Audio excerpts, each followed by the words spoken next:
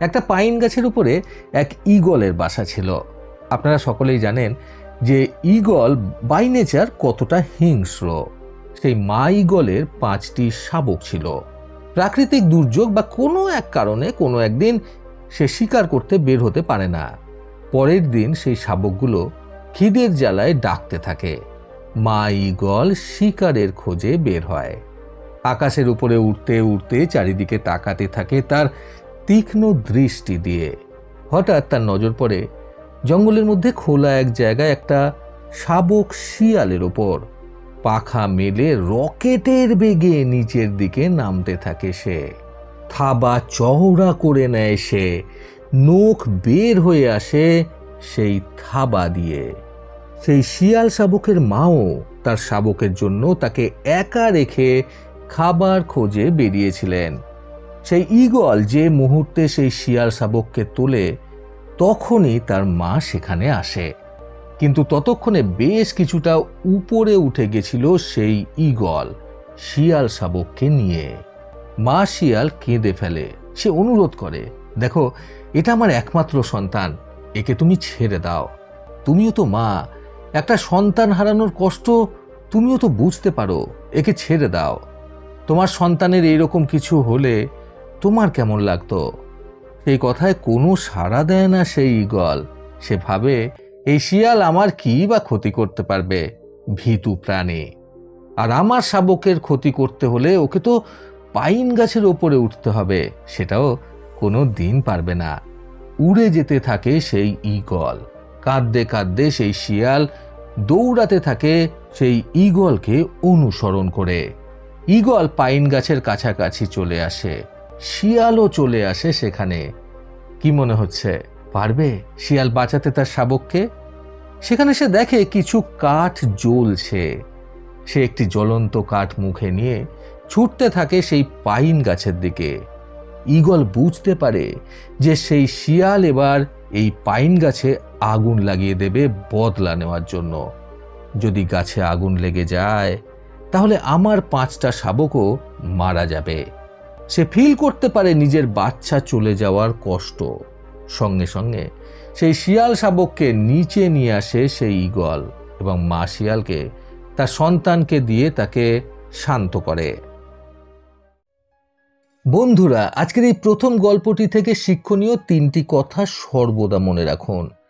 প্রথমত, যে যন্ত্রণা আপনি পান সেটা অন্যরাও পায়। যেটা আপনি ভয় পান সেটা অন্যরাও ভয় পায়। দ্বিতীয়ত, অত্যাচারী যাদের ওপর অত্যাচার করে তাদের থেকে সে কখনোই নিরাপদ নয়।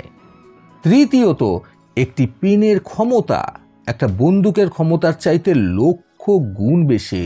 আপনার শিক্ষা, আপনার অভিজ্ঞতা বড় বড় তাবড় মানুষদের ধুলো চাটাতে পারে।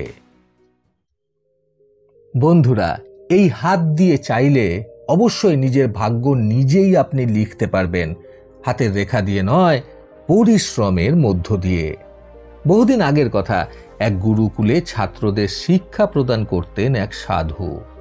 ধনী গরিবের মধ্যে কোনো ভেদাভেদ ছিল না সেখানে।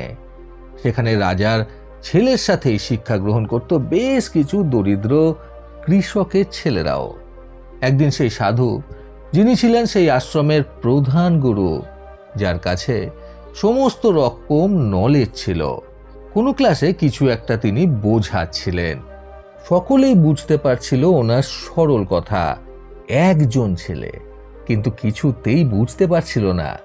সে ছিল এক দরিদ্র কৃষক পরিবারের ছেলে। অনেকবার চেষ্টা করেও বোঝাতে না পেরে সেই গুরু তার হাত দেখতে চান। সে হাত দেখায় সেই সাধুকে। সাধু বলেন, বাবা, তুমি বাড়ি চলে যাও, তোমার পড়াশোনা হবে না, তোমার হাতে শিক্ষার রেখাটাই নেই। সে জানার চেষ্টা করে কোথায় থাকে সেই রেখা যেটার জন্য তার পড়ালেখা হবে না।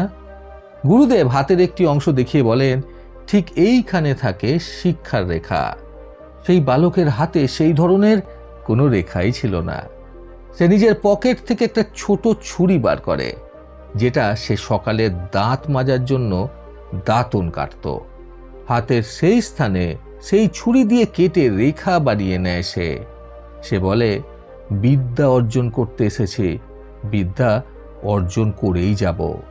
সেই গুরু জড়িয়ে ধরেন সেই বালককে এবং বলেন, তোমার শিক্ষা গ্রহণে পৃথিবীর কেউ তোমাকে আটকাতে পারবে না। পরবর্তীকালে সেই বালকই হয় সেই আশ্রমের প্রধান গুরু। বন্ধুরা, আজকের এই দ্বিতীয় গল্পটি থেকে শিক্ষণীয় 3টি কথা কখনো ভুলবেন না। প্রথমত, আপনার হাতের রেখা কোনোভাবেই আপনার ভবিষ্যৎ বলতে পারে না। আপনার ভবিষ্যৎ আপনাকেই গড়তে হবে। দ্বিতীয়ত, পাথর পরে, তাবিজ পরে, যজ্ঞ করে কখনোই নিজের ভাগ্য পরিবর্তন করা যায় না।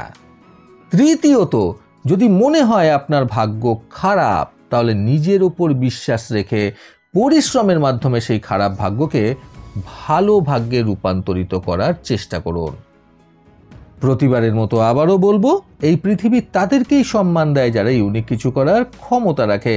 সকলে সুস্থ এবং সুন্দর জীবন কামনায় প্রকৃত জীবন থেকে আমি সন্তু চক্রবর্তী আবার আসবো আগামীকাল নতুন সুন্দর শিক্ষণীয় একটি ছোট গল্পের সাথে।